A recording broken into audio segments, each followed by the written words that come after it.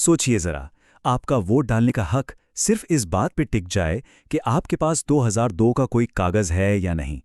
अब हम में से ज्यादातर लोगों के लिए ये शायद कोई बड़ी बात ना हो, लेकिन भारत के लाखों घुमंतु और ऐतिहासिक रूप से हाशिए पर रहे समुदायों के लिए ये नया नियम एक ऐसी दीवार बन गया है जो उनका वोट देने का अधिकार ही छीन सकता है।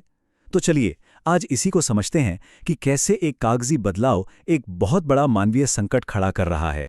तो देखिए, इस पूरे मामले को समझने के लिए हम क्या करने वाले हैं। सबसे पहले उन लोगों की बात सुनेंगे जिनकी जिंदगी पर इसका सीधा असर पड़ रहा है। फिर जानेंगे कि आखिर ये 2002 वाली शर्त है क्या। थोड़ा इतिहास में भी जाएंगे ये देखने के लिए कि इन समुदायों को इतनी मुश्किल क्यों हो रही है। और फिर बात करेंगे कि ये मुद्दा कितना बड़ा है, और आखिर में एक बहुत जरूरी सवाल पर रुकेंगे। तो चलिए सबसे पहले चलते हैं अहमदाबाद। यहाँ सलाट समुदाय की एक बस्ती में माहौल में ना एक अजीब सा डर और कंफ्यूजन घुला हुआ है। क्यों? क्योंकि लोगों को लग रहा है कि उनका एक बहुत ही बुनियादी हक, उनका वोट, उनसे छीना जा सकता है। लोगों से जब बात होती है तो बस एक ही आवाज सुनाई देती है, साहब हमारे पास ना आधार कार्ड है ना वोटर कार्ड। अब सोचिए इस बात को, ये वो लोग हैं जो पहले वोट डाल चुके हैं, लोकतंत्र का हिस्सा रहे हैं, और अब अचानक उन्हें कहा जा रहा है कि भाई वो कागज दिखाओ जो उनके पास कभी था ही नहीं, और अगर नहीं दिखा सकते तो आप सिस्टम के लिए हैं ही नहीं। यही वो सच्चाई है जिसका सामना आज यहां बहुत से लोग कर रहे हैं। और देखिए, यहीं पर इस पूरी समस्या की जड़ है। सलाट समुदाय ये पारंपरिक रूप से पत्थर की चक्की बेचने वाले घुमंतू लोग हैं। मतलब इनकी पूरी जिंदगी ही एक जगह से दूसरी जगह जाने में गुजरती है। इनका इतिहास आवाजाही का है, कागजों और फाइलों का नहीं। और अब इनका सामना हो रहा है एक ऐसे सिस्टम से जो सिर्फ स्थायी पते और दस्तावेजों की भाषा समझता है। कमाल की बात तो यह है कि इनमें से कई लोगों को तो पहली बार वोटर कार्ड ही 2010 में मिला था। तो आखिर ये सब हो क्यों रहा है? इसके पीछे कौन सा सरकारी नियम है? यहीं पर एंट्री होती है एक प्रक्रिया की, जिसे कहते हैं स्पेशल इंटेंसिव रिवीजन, या शॉर्ट में कहें तो SIR। ये जो SIR है, इसे चुनाव आयोग ने शुरू किया है वोटर लिस्ट को अपडेट करने के लिए, उसे और साफ सुथरा बनाने के लिए। सुनने में तो अच्छा लगता है ना? लेकिन इसमें एक पेंच है। इसकी पूरी की पूरी नींव एक ही चीज पर टिकी है, साल 2002 की वोटर लिस्ट। तो इसके तहत रजिस्ट्रेशन कैसे होता है? देखिए, दो रास्ते हैं। पहला, आप 2002 की वोटर लिस्ट से अपना सीरियल नंबर बता दीजिए, काम हो गया। लेकिन अगर आपका नाम उस लिस्ट में है ही नहीं, तो फिर आपको सरकार के दिए 11 दूसरे दस्तावेजों में से कोई एक जमा करना होगा। सुनने में यह भी सीधा लगता है, पर असल में यहीं से असली मुश्किल शुरू होती है। और यहीं पर ना इस पूरे सिस्टम की सबसे बड़ी कमी सामने आती है। सोचिए, कई घुमंतू और विमुक्त जनजातियों को तो वोटर कार्ड ही 2002 के बाद मिलने शुरू हुए। बहुतों को तो 2010 में जाकर मिले। मतलब सिस्टम उनसे उस वक्त का सबूत मांग रहा है जब वो सिस्टम की नजरों में थे ही नहीं। ये तो ऐसा हुआ कि आप किसी से उस घर का पता पूछ रहे हैं जिसमें वो कभी रहा ही नहीं। अब सवाल उठता है कि इनके पास ये दस्तावेज हैं क्यों नहीं। देखिए, ये कोई आज की बात नहीं है, ये कोई इत्तेफाक भी नहीं है। इसके पीछे एक बहुत लंबा और सच कहूं तो एक दर्दनाक इतिहास छिपा है, और इसे समझने के लिए हमें थोड़ा सा पीछे जाना होगा।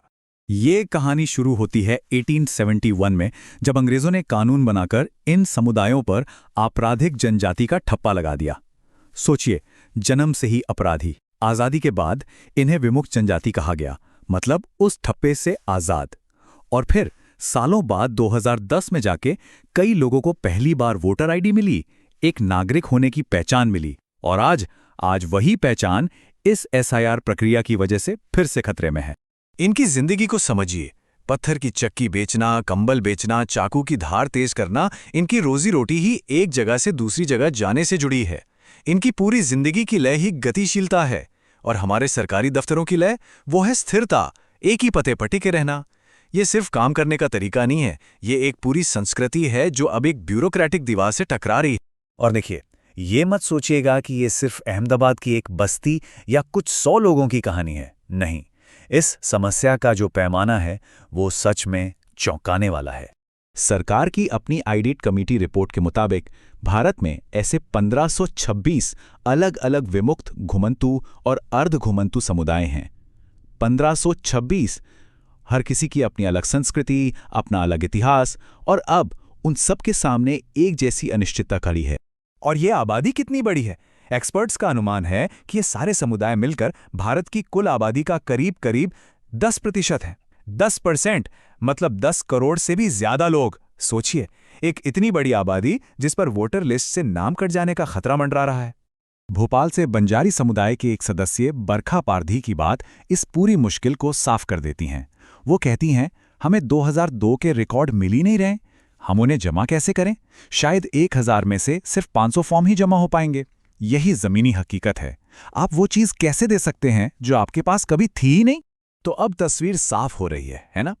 एक तरफ है एक सख्त सरकारी नियम, दूसरी तरफ है ऐतिहासिक अन्याय और एक घुमंतु जीवन शैली। और इन दोनों की टक्कर ने एक बहुत बड़ी आबादी को बीच मझधार में लाके खड़ा कर दिया है। और सबसे ज्यादा चिंता की बात क्या है पता है? कि जब इस बारे में भारत के चुनाव आयोग से पूछा गया कि भाई इन नागरिकों के नाम वोटर लिस्ट में कैसे सुरक्षित रहेंगे, तो कोई जवाब नहीं मिला। इस पूरे मामले पर एक गहरी खामोशी है। और यही खामोशी हमें एक बहुत ही बुनियादी सवाल पर लाकर खड़ा कर देती है। क्या ये सिर्फ एक वोटर लिस्ट को अपडेट करने का मामला है, या ये लाखों नागरिकों के वोट देने के मौलिक अधिकार का सवाल है?